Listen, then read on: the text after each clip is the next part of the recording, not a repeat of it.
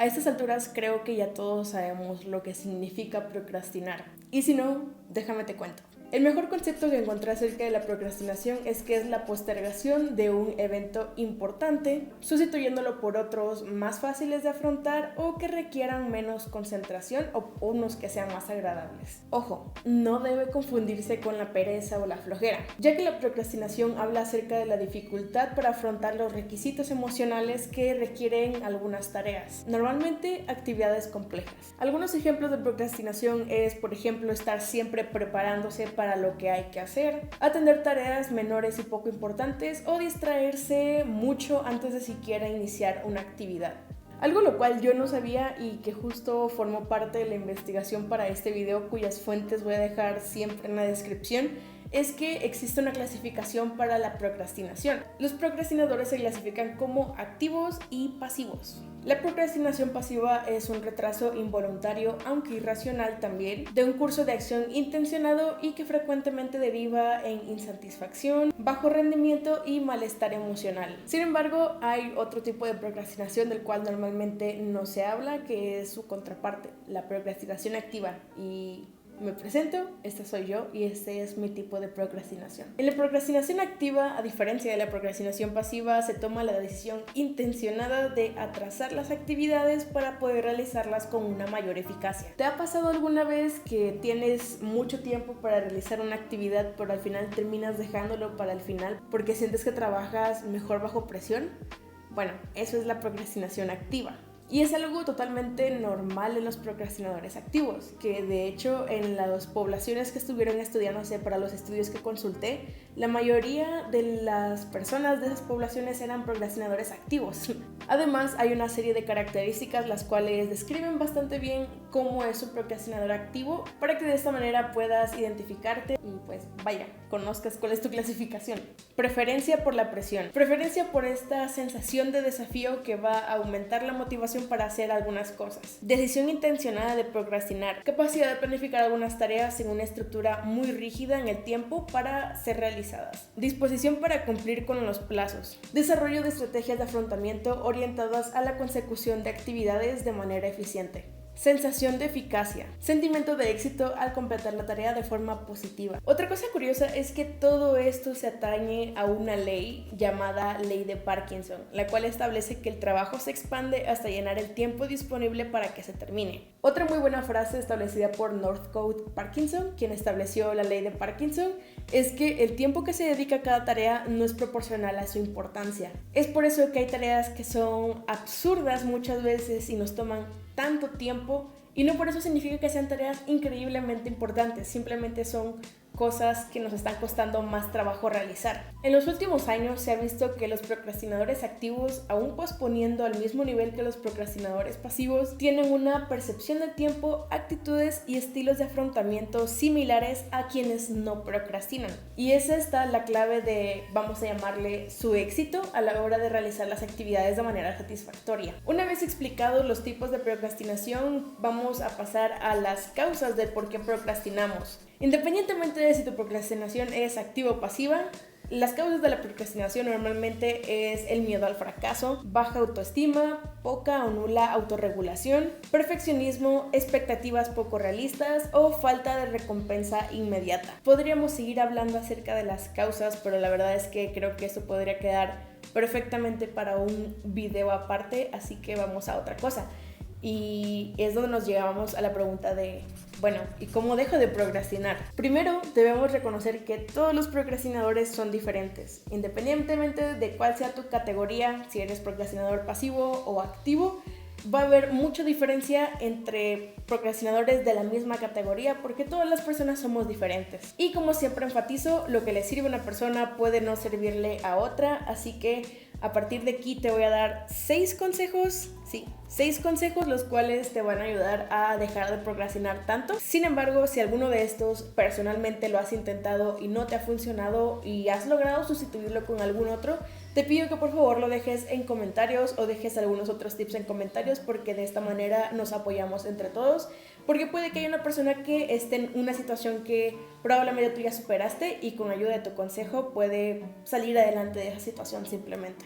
Así que vamos a ello. Intercalar actividades. Cada vez que realices una tarea aburrida y que normalmente te parezca pesada, trata de intercalarla después con una actividad que sí disfrutes. Eso sí, ojo con el tiempo. Siempre he recomendado para esto el método Pomodoro, que no es más que un método el cual tiene intervalos de concentración y descansos intercalados unos con otros, que realmente empieza como 25 minutos de concentración y 5 de descanso, pero si algo leí repetidamente en mi último reel acerca de tips para estudiar con déficit de atención es que puede que sea mejor hacer más grandes esos intervalos, porque muchas veces si usas un intervalo de 25 minutos de concentración por 5 de descanso, puede que apenas en los 20 primeros minutos estés empezando a concentrarte. E imagina que después de eso tienes que pausar tu concentración porque le tienes que decir a tu mente que sigue un descanso, así que no tiene sentido. Hay personas a las cuales les sirve perfectamente bien el intervalo original, que es de 25 por 5, pero si tú sientes que no es suficiente o no está bien para ti, no te voy a recomendar ningún intervalo. De hecho, al contrario, lo que voy a pedirte es que en lugar de que uses un temporizador, uses un cronómetro y hagas un antipomodoro, que sería lo contrario al método Pomodoro. Esto quiere decir que te sientes en tu escritorio y trates de concentrarte y vayas midiendo el tiempo en el cual vas teniendo este ritmo de concentración y hagas así diferentes intervalos para que tú con tu propio cuerpo y con tu propia persona vayas checando cuáles son los mejores intervalos para ti.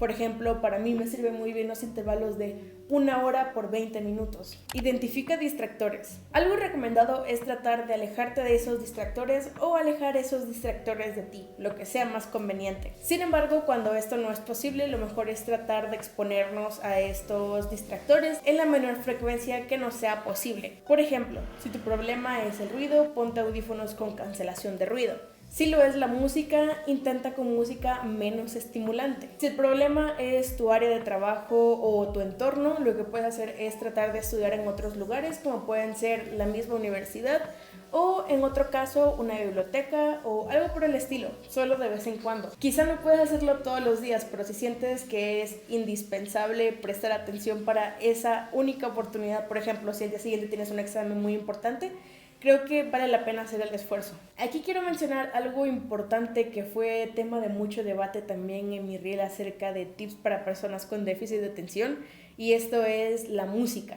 Puede que haya muchas personas a las cuales la música les dé ese empujón de motivación para poder empezar a hacer las cosas. Es decir, es como un starter, vamos a decirlo, un iniciador. Lo que puedes intentar con esto es condicionar la música. Es decir, que cierto tipo de música sea la única que escuches cuando vayas a hacer tarea. Porque de esta forma justamente condicionamos a nuestro cerebro que cuando se escucha ese tipo de música es casi sinónimo o es como una llamada de atención a que se vaya a estudiar. Es decir, que utilices la música como este iniciador para poder lograr este objetivo, que en este caso es estudiar. O bueno, en realidad para hacer la actividad que necesitas realizar. Ya una vez que estés entrando en este estado donde las cosas son un poquito más llevaderas de realizar, puedes ir cambiando a música menos estimulante, porque hay personas que quizás su iniciador para poder realizar actividades sea música con muchos sonidos distractores o muy alegre o música que no les va a dejar estar concentrados en el 100% en la actividad que deban hacer. Así que creo que una muy buena opción es ir bajando como de nivel en música, por describirlo de algún modo, como por ejemplo lo-fi, música instrumental, música que a lo mejor sea el soundtrack de alguna película que te guste mucho, ruido blanco o ruido café, que de hecho, haciendo una pequeña pausa, cuando me tocó investigar para hacer todo el script de este video, me puse mis audífonos con ruido café y la verdad fue una muy buena experiencia y me ayudó bastante a concentrarme y ni siquiera me di cuenta cuando acabé el documento. Todo esto con la finalidad de ir despejando poco a poco nuestros sentidos y no sobresaturarlos, de modo que tengamos un poco más de disponibilidad de nuestra concentración para realizar las tareas, actividades o pendientes que debamos. Este concepto lo van a escuchar bastante en el video, pero nos va a ayudar mucho a autorregularnos. Y es que la autorregulación es una parte clave a la hora de poder dejar de procrastinar, o al menos dejar de hacerlo tanto. Mejora tu método de organización. Es vital no dejar pasar las fechas importantes, sobre todo si eres una persona que tiende a ser un poco distraída o olvidadiza. Pero de nuevo, como siempre digo, inicia con los básicos. No intentes organizar meticulosamente cada una de las cosas que debas hacer porque recae en esta meta inalcanzable. Además de que sobreorganizar termina siendo un problema en lugar de ser una buena práctica. Una lista de cosas que hacer, una aplicación de recordatorios o una agenda sencilla pueden hacer mucha diferencia y ayudarte. Y sobre todo, manténlas en un lugar cerca de ti, donde puedas consultarlas fácilmente. No solo gestiones el tiempo, gestiona tu energía. ¿En qué momentos del día tiendes a tener más energía? ¿Por la noche, por las mañanas, por las tardes, en las madrugadas? No sé. Yo sé que a veces es difícil tratar de encajar estos niveles de energía con las actividades que debamos hacer en nuestra vida diaria, pero toma ventaja de esos momentos. Por ejemplo, si en la tarde es cuando más energía tienes y en esos momentos se te ocurre simplemente limpiar la casa en lugar de hacer algo que quizás sea más importante, pues va a ser un problema en cuanto a tu autorregulación también. De hecho, todo ese tema de los niveles de energía y demás ya los toqué en un video de hace ya algo de tiempo en el canal, así que te los voy a dejar en esta parte de la pantalla, no sé en cuál parte es, pero te lo voy a dejar por aquí. Mejora tu autocontrol. Empezamos con las cosas que pueden sonar como las más difíciles, ya que aquí tienes que trabajar cosas como la tolerancia a la frustración, el miedo al fracaso y en general tocar temas de salud mental. Para sorpresa de absolutamente nadie, nuestro estado de ánimo claramente va a afectar en nuestro nivel de productividad. Identifica qué es lo que quieres controlar o gestionar, qué quieres cambiar y trata de entrenar tu inteligencia emocional alrededor de eso. Practica algo de mindfulness antes de iniciar tus actividades, como por ejemplo hacer una serie de respiraciones, hacer ejercicios para permanecer en el presente, meditar un poco. Todo esto para lograr tener una atención plena y mejorar nuestra concentración. Por último, pero no por ello menos importante, no seas tan duro contigo mismo. Recuerda que no debes poder con todo ni todo al mismo tiempo. Quiero que seas muy consciente de que en la mayoría de los tips que están dados en este video recaen en un control de impulsos que la verdad no es ni tarea fácil ni se logra de la noche a la mañana, sino que es un trabajo constante. Sé paciente contigo mismo, trátate con amor, respeto, mucha paciencia y sobre todo cuida el lenguaje que usas al referirte a ti. Las palabras importan, e importan mucho. Si aún así, a pesar de todos estos tips, sientes que no puedes lograr concentrarte cuando debes hacer alguna actividad porque tienes demasiadas cosas en la cabeza, te voy a dar 3 tips que a mí personalmente me ayudaron mucho.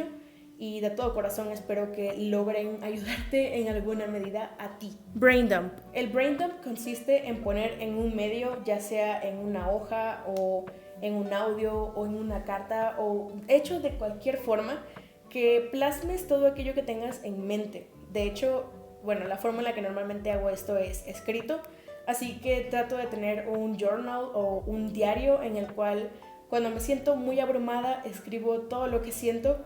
Y verdaderamente hay algo muy importante en el no guardarse las cosas, sino poder plasmarlas en otro lugar, porque así sientes que ya no estás acarreando con todo ello solo. Simplemente te desahogaste, pero te ayuda, ¿sabes? Doodling. Esta práctica la intenté hace no mucho y es que si sientes que necesitas hacer algo más a la hora de estar concentrado en algo, sobre todo a la hora de estudiar, lo que puedes hacer es tomar una hoja y un bolígrafo e ir haciendo círculos en esa hoja. Puedes hacerlo a la velocidad que necesites, pero lo ideal es que conforme vayas avanzando en tu actividad lo vayas haciendo cada vez más lento hasta el punto en el que ya no sea necesario para ti estar como en otra cosa. Mindfulness. Regresando a este tema, puedes hacer el ejercicio de respirar a conciencia a medida que vas como frotando las yemas de tus dedos. Así respiras hondo y controlado a medida que entre tus dedos logres sentir cómo cada una de las líneas de las huellas de tus dedos se van rozando. Otra buena opción es la de respirar pausado. No estoy muy segura de cuál sea el nombre como oficial de esta técnica, pero consiste en que inhales profundamente, sostengas la respiración unos 2 a 3 segundos, inmediatamente después inhales una vez más de forma como pausada y finalmente exhales. Con 4 o 5 respiraciones de este tipo debes sentirte un poco más relajado, ya que de esta manera oxigenamos mejor al cerebro. Espero de todo corazón que estos tips te hayan servido. La fuente principal de información para la investigación y realización de este video fue a través de este estudio realizado por la Universidad Internacional de La Rioja en España. Ellos dicen, y cito: quienes padecen procrastinación activa tienen la capacidad de retrasar sus tareas académicas para conseguir un mayor rendimiento. Están habituados a trabajar bajo presión y a gestionar el tiempo de trabajo. Por el contrario, quienes presentan procrastinación pasiva han de ser objeto de programas de intervención con el fin de que aprendan a organizarse en sus estudios y superar sus fallos de autorregulación.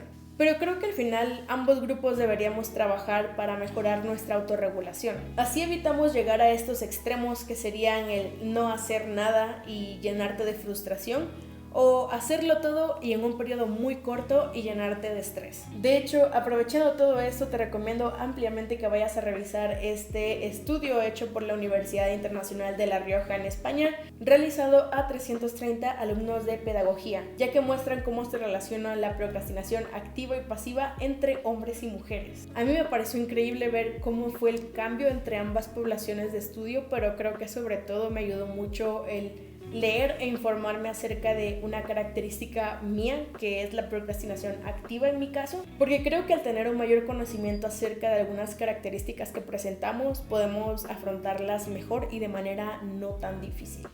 Pero bueno, ¿de qué más te gustaría que hable? Déjalo en los comentarios, ya que los estaré leyendo. Y pues sin más, te saluda Telma. Toma agua, limpia tu cardo, haz tarea y yo te veo en un próximo video si así tú me lo permites. Así que adiós.